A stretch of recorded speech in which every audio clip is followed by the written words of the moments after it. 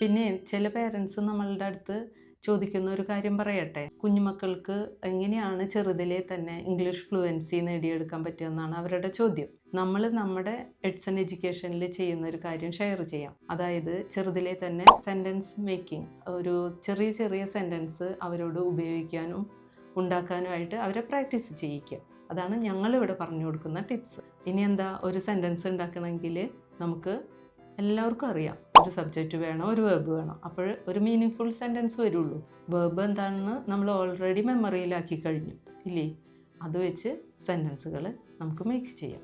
Verb എന്താണെന്ന് അറിയാത്തവർ, എന്തെങ്കിലും സംശയമുള്ളവരുണ്ടെങ്കിൽ ആ വീഡിയോ പോയി കാണാം. ഇന്ന് നമ്മൾ എന്താ പറയാൻ പോകുന്നത്, സബ്ജക്റ്റിനെ കുറിച്ച്.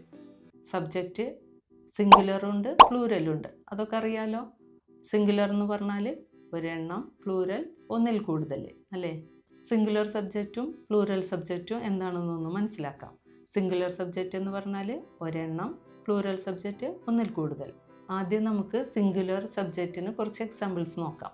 ഒറ്റയ്ക്കുള്ള സബ്ജക്ട്സ് ആണ് സിംഗുലർ സബ്ജക്ട്സിൽ വരിക. അതായത് ഹി, ഷീ, ഇറ്റ് അങ്ങനെയുള്ളതില്ലേ ഒരെണ്ണം.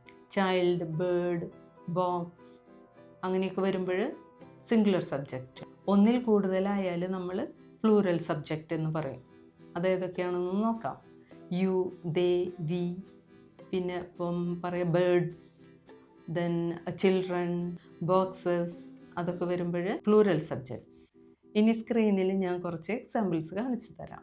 ആദ്യം വരുന്നത് ചൈൽഡ്. ചൈൽഡ് ഒരു കുട്ടിയാണെങ്കിൽ ചൈൽഡ്, അതിൻ്റെ പ്ലൂറൽ വരുന്നത് children. Child, children, man, men, woman, women, leave, leaves, and knife, knives, അങ്ങനെയൊക്കെ പ്ലൂറലായിട്ട് വരും.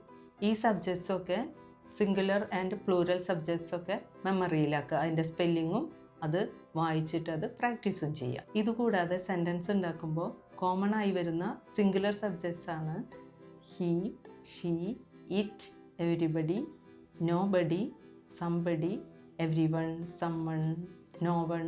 അതൊക്കെ അതിൽ എവരിബഡിയൊക്കെ എല്ലാവരും എന്നുള്ള മീനിങ് വന്നാലും ഒരു സ്പെഷ്യൽ ടൈപ്പാണത്. അതുകൊണ്ട് സിംഗുലർ സബ്ജക്ട്സിൽ നമ്മൾ ഉൾപ്പെടുത്തണം. അപ്പോൾ എല്ലാവരും അങ്ങനെ പഠിച്ചു വയ്ക്കും. ഇനി നമുക്ക് പ്ലൂറൽ സബ്ജക്ട്സ് നോക്കാം.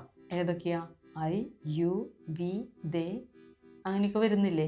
അതിൽ ഐ ആൻഡ് യു അതൊക്കെ ഒരു സ്പെഷ്യൽ കേസാണ്. അതിനെ നമ്മൾ പ്ലൂറലായിട്ട് എടുക്കും വേണം. അങ്ങനെ തന്നെ പഠിച്ചു വെക്കണം. ഇന്ന് നമ്മളപ്പോൾ സിംഗുലർ ആൻഡ് പ്ലൂറൽ സബ്ജക്ട്സ് കുറച്ച് പഠിച്ചു. കുഞ്ഞുമക്കളെ കൊണ്ട് പേരൻസ് ഇതൊക്കെ ഒന്ന് പ്രാക്ടീസ് ചെയ്യിപ്പിക്കുക. ഇനിയുള്ള ക്ലാസ്സുകളിൽ നമുക്ക് സെൻറ്റൻസ് മേക്കിംഗ് ടൈമിൽ ഈ വേർബ്സ് ആൻഡ് സബ്ജക്ട്സ് എല്ലാം, പ്ലൂറൽ ആൻഡ് സിംഗുലർ സബ്ജക്ട്സ് എല്ലാം യൂസ്ഫുൾ ആയിരിക്കും. ഇന്നത്തെ ക്ലാസ് ഇവിടെ നിർത്താം. ഇനി ഇതുപോലുള്ള മോർ വീഡിയോസിന് വേണ്ടിയിട്ട് ചാനൽ സബ്സ്ക്രൈബ് ചെയ്യാം. Thank you for watching. By.